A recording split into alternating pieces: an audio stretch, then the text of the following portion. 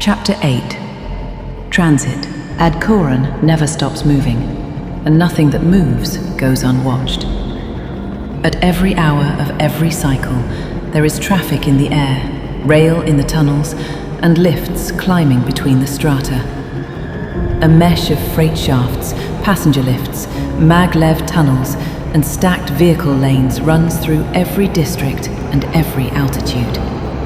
It is the largest machine in the city, and it never powers down. Passenger lifts and cargo shafts climb through the buildings themselves, cycling between strata without pause. For most citizens, the ride up or down is the only time they cross an altitude at all. Magrail loops link the belts through interchange nodes that handle millions of crossings in a single shift.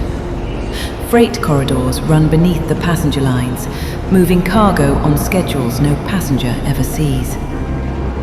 Above the rooflines, aerial traffic holds formation in stacked layers, separated by altitude and clearance.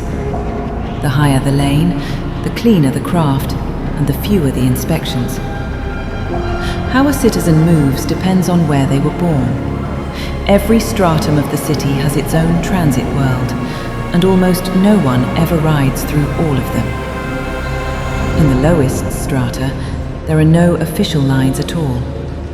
Movement is on foot, through tunnels and stairwells, or in vehicles assembled from salvage, running routes no authority maintains.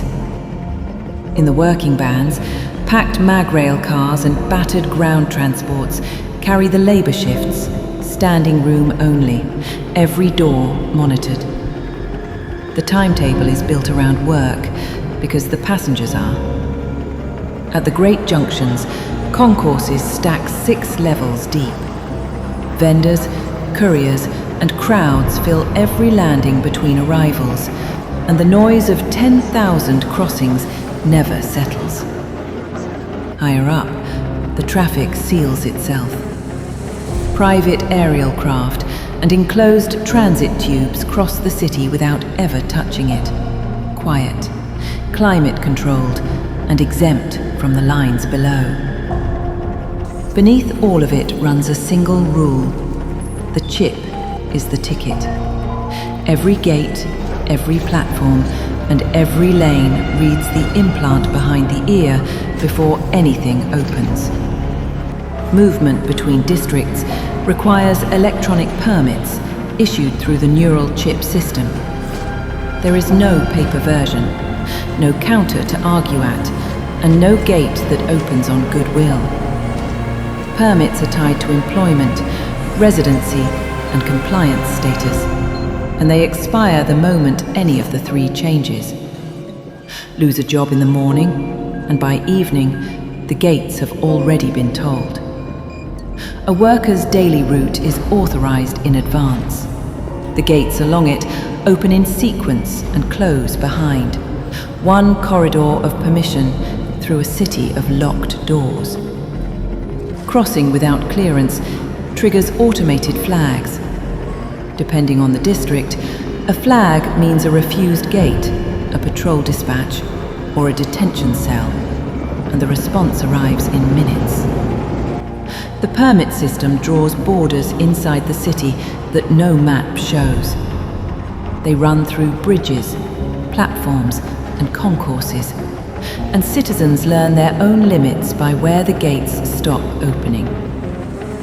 A resident of the outer belts can live an entire life without legal access to the core, 200 kilometers away. Most never apply. The refusal is assumed. Most citizens move along the same authorized routes every day, at the same hours, through the same gates. The system records each crossing and expects the next one. A citizen who keeps to their authorized route is simply traffic, one signal among millions, and the system looks straight through them. A citizen who steps off that route becomes the most visible person in the district within seconds. 2.5 billion people move through this mesh.